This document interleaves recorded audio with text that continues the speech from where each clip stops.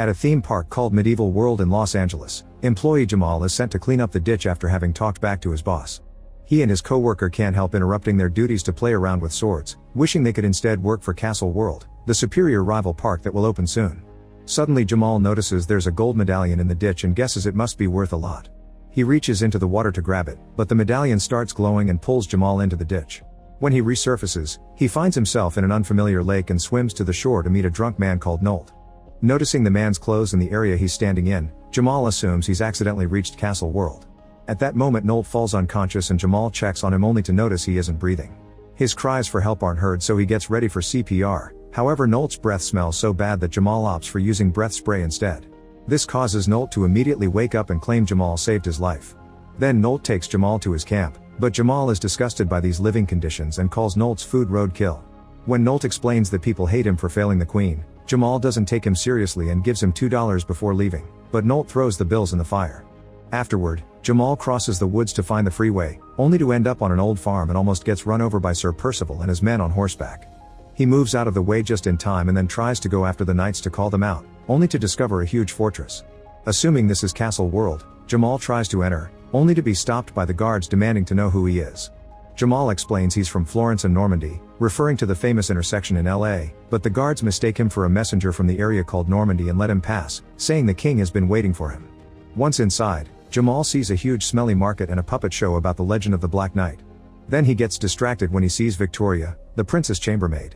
Jamal tries hitting on her but she doesn't understand his modern slang, although when he asks for paper and her number she's impressed that he can read and write. At that moment, Percival arrives and touches all the women inappropriately, including Victoria. Jamal recognizes him as the guy who almost ran him over and calls him out for harassing women, causing Percival to pull out his sword with a threat. Jamal still thinks this is part of the act and doesn't take him seriously, but before things can escalate, the Chamberlain Philip arrives to take Jamal to see the king. Jamal is then taken to the throne room, where he meets King Leo and Princess Regina. Leo wants to know when the Duke of Normandy will be coming to marry Regina, and thinking he's supposed to improv for the stage, Jamal answers Tuesday. Regina isn't happy because it's an arranged marriage, but Leo is pleased and promises a ride back to town after Jamal rests. Afterward, Philip gives Jamal a tour of the castle, and Jamal stops by the bathroom to relieve himself. However, this is a medieval-style privy and he finds it disgusting, so he can't do it. Suddenly Jamal notices a lot of people rushing outside and Philip explains they're going to watch the execution of the rebellion leader. Thinking it'll be a show, Jamal joins the crowd and watches the execution, grabbing the head when it falls because he's impressed by the realistic prop. However, he soon realizes it's a real head and he passes out. Moments later, Jamal wakes up in his room while Victoria takes care of him. Jamal starts panicking because he saw a real execution, and his mood gets worse when Victoria says it's the year 1328, meaning he must accept he's traveled back in time and it's all real. Suddenly Victoria begins undoing her dress and Jamal thinks they're about to get frisky, but she's only taking out her medallion to show him it matches his. The medallion is a symbol of the rebels, and Victoria wants Jamal to help her kill Leo because he murdered the previous king to steal the throne, but the kingdom should belong to the widowed queen. All the rebels that tried before were decapitated and their heads are now on spikes outside. A terrified Jamal wants to leave, but Philip suddenly arrives to tell him that his ride is ready. Obviously the ride turns out to be a horse and not a car, and since Jamal doesn't know how to ride horses, he tells everyone that he's a messenger but also a court jester as a cover. Then Jamal tries to ride the horse, but the animal doesn't make it easy for him. It makes him fall multiple times and drags him all over the area, which causes everyone to laugh because they think it's part of a jester act. Leo invites Jamal to ride with him but Jamal struggles with the horse don't end, causing Leo to think he's very dedicated to his craft, which he respects. Later at the castle, Victoria takes care of Jamal's injuries, but he freaks out when he realizes he's being treated with leeches. After taking them all off, Jamal tells Victoria that he has to return to the lake where he found Nolt, which shocks Victoria because Nolt is supposed to be dead. Their conversation is interrupted by Philip, who informs Jamal the king has invited him to tonight's banquet. Jamal doesn't want to go, but Victoria reminds him of the impaled heads and he quickly changes his mind. During the banquet, Jamal is disgusted by Leo's manners and the way he grabs food, but he's gotta pretend he loves everything to avoid dying. Then Leo asks him to dance because he heard that Normans are excellent dancers. Jamal tries some classical moves to follow the medieval music, but he looks ridiculous, so instead he teaches the court musicians a modern tune he can sing and dance to. It's awkward at first, but soon everyone catches on and Jamal teaches them the moves to the song dance to the music so they can have fun together. While everyone enjoys the music on the dance floor, Victoria gives two servants some bread. Soon the king is also on the dance floor and while he's distracted, Regina grabs Jamal and kisses him. Percival sees them and threatens to kill Jamal for touching the princess, so Jamal runs to the balcony while Percival chases him. Meanwhile, the two servants approach the king, revealing that the bread has knives in it. When they are about to stab Leo, Jamal uses some drapes to jump from the balcony and accidentally kicks the king out of the way, preventing the two assassins from stabbing him. The guards immediately arrest the servants, and then Leo scolds Percival for failing to protect him while considering Jamal a hero. In fact, Leo appoints Jamal as a lord in charge of his security, even rewarding him with 60 hectares of land and all the women he wants. The next day, Jamal already appears at the court meeting with new ideas like frappuccinos and fast food places with nice outfits for the employees. Afterward, he plays chess with Percival, who says sometimes the queen must be sacrificed for the good of the kingdom, which is very suspicious. Later, Jamal is called for a matter of security. A man has been caught stealing a turnip from the castle garden for his starving family. Leo asks him to execute the man and Jamal laughs until he realizes he's serious. To keep up his cover, Jamal yells at the thief and takes him away to be killed, but when they're out of sight, he gives the guy a bunch of coins and lets him go. In the evening, the king sends a naked Victoria to Jamal's room as part of his reward for saving him. Jamal admits he asked for her, but only so they could talk in private. He starts making noises to pretend they're doing the dirty while telling Victoria that he plans to leave the castle before the real messenger shows up. Victoria wants him to aid the rebels now that he has more access to the king, but Jamal says that he's not the right man for that. A frustrated Victoria leaves the room, not wanting to speak to him ever again. Then the guards outside congratulate Jamal for being such an amazing lover. Later that night, a woman enters Jamal's room and gets in bed with him, so Jamal gladly gets frisky with her, thinking she's Victoria. The next morning, the real messenger from Normandy arrives and reveals the truth. Leo and Percival furiously storm into Jamal's room, only to discover he's in bed with Regina. The messenger also sees this and informs Leo that the Duke won't be interested in marrying Regina now that she's no longer chaste. Jamal is immediately put in a cage to wait for his execution in the dungeon, where he finds the two servant assassins from the banquet. They tell Jamal that they used to be angry with him for ruining their assassination attempt, but now they think Jamal is a genius for ruining Leo's deal with Normandy, which makes the king weaker. They also share the legend of the Black Knight, a great warrior who refused to sell his loyalty to kings because he was only devoted to justice. Once a dragon swallowed him, but he cut his way out of the beast's belly and gained the ability to breathe fire. Sometime later, Jamal is brought out to be executed, so he claims to be a great sorcerer in a desperate attempt to save his life.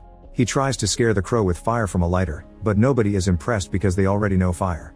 As they put Jamal's head on the chopping block, the executioner suddenly starts choking on an apple, making the villagers think that Jamal cast a death spell on him.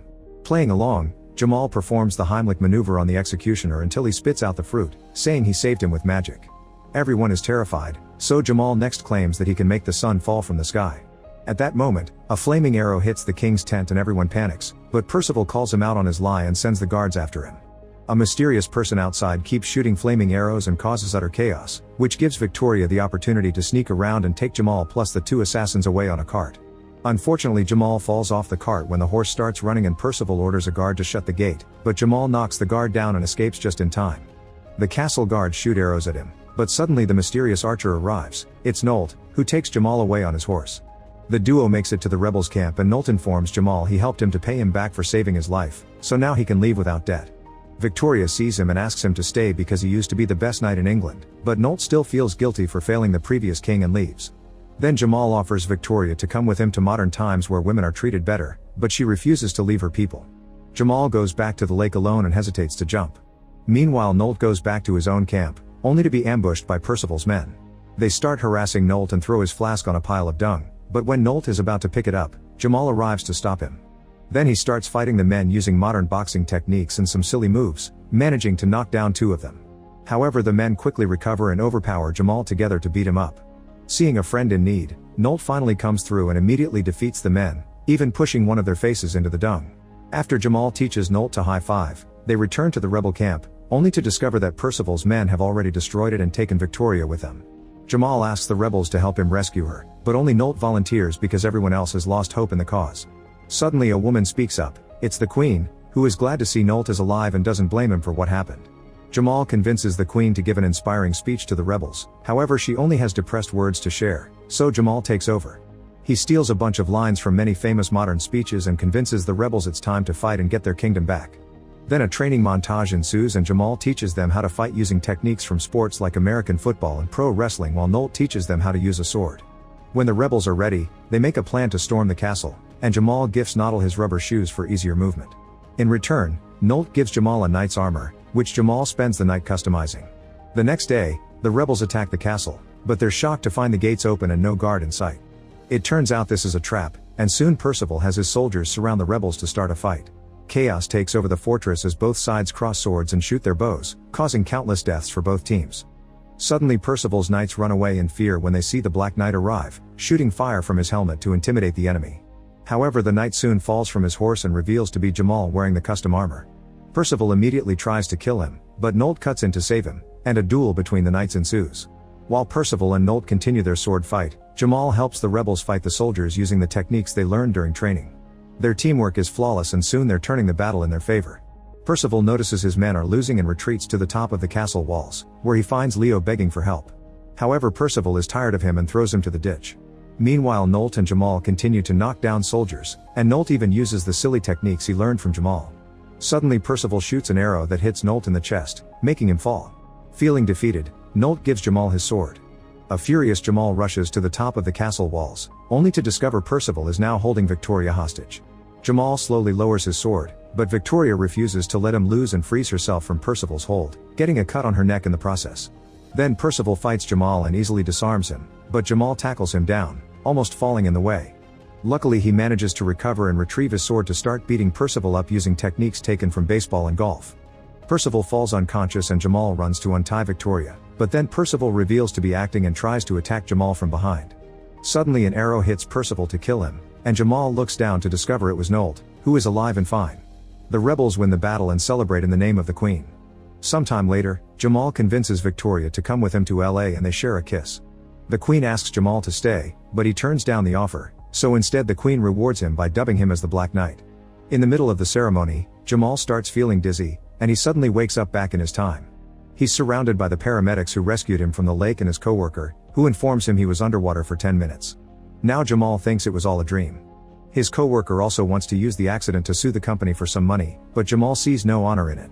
Instead he offers his boss some ideas to beat the competition. 6 weeks later, the Medieval World Park is thriving with customers thanks to Jamal's ideas, and his boss is very grateful.